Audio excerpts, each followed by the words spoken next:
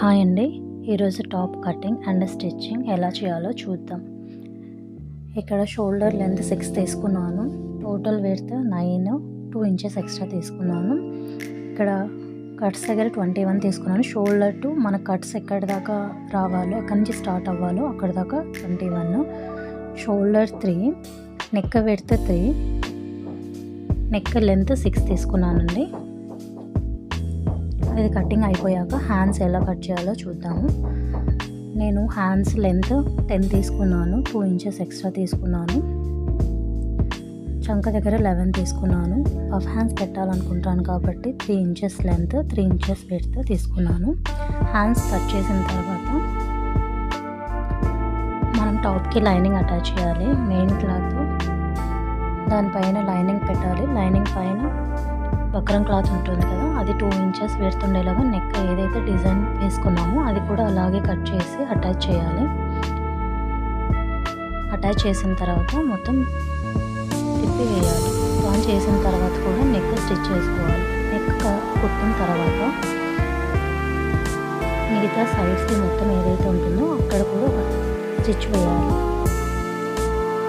Stitch వేసిన తర్వాత extra cloth ఏదైతే ఉంటుందో అది కట్ చేయాలి. ముందు భాగం వెనక భాగం అయిపోయిన తర్వాత హ్యాండ్స్ ఎలా కుట్టాలో చూద్దాం.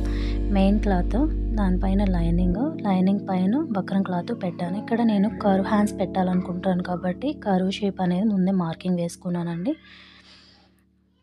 ఏదైనా ఉంటుంది కదా రౌండ్ షేప్, అది తీసుకొని సర్కిల్ షేప్లో, హాఫ్ సర్కిల్ షేప్లో ముందు మార్కింగ్ వేసుకోండి. దానిపైన స్టిచ్ వేసుకోండి. స్టిచ్ వేసిన తర్వాత ఎక్స్ట్రా క్లాత్ కట్ చేసిన తర్వాత టర్న్ చేయండి. టర్న్ చేసిన తర్వాత ఆ షేప్ అలాగే ఉండాలి, ఉక్కు లేకుండా ఉండాలి కాబట్టి ఐరన్ చేయండి. నీట్గా అనిపిస్తుంది. మొత్తం ఐరన్ చేసిన తర్వాత నీట్గా కర్వ్ షేప్ అనేది మంచిగా కనిపిస్తుంది చూడండి.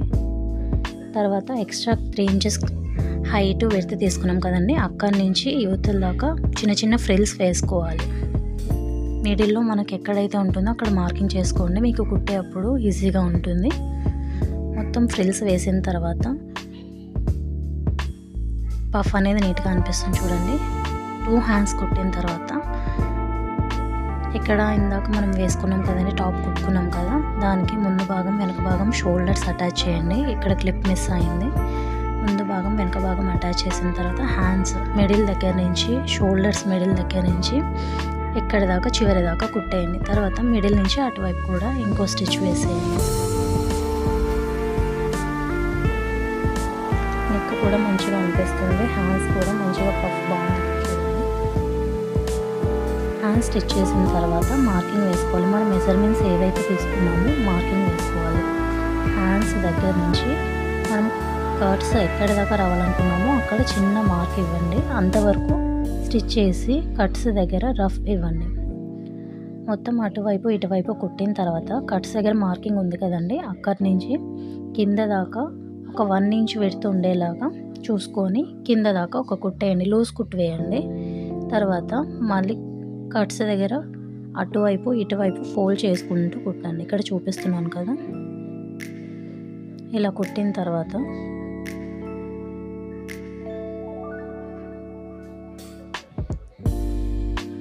లూజ్ కుట్టు వేసాం కదా, కుట్లు ఇప్పేసేయండి. కట్స్ ఇలాగైనా కుట్టొచ్చు, లేదు అంటే నార్మల్గా ఫోల్డ్ చేసుకుంటూ కట్స్ కుట్టొచ్చు.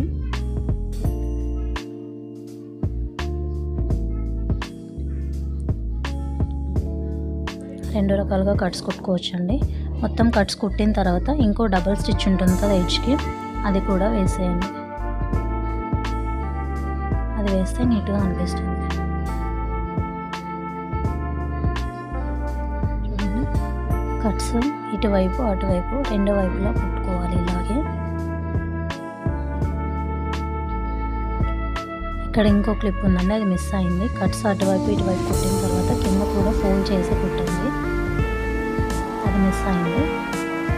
అంతే అండి, టాప్ కుట్టడం చాలా ఈజీ కదా, మీరు కూడా ట్రై చేయండి. హ్యాండ్స్ కూడా మంచిగా అనిపిస్తుంది. నెక్ అంతా మంచిగా వచ్చిందండి, పఫ్ అనేది బాగా అనిపిస్తుంది.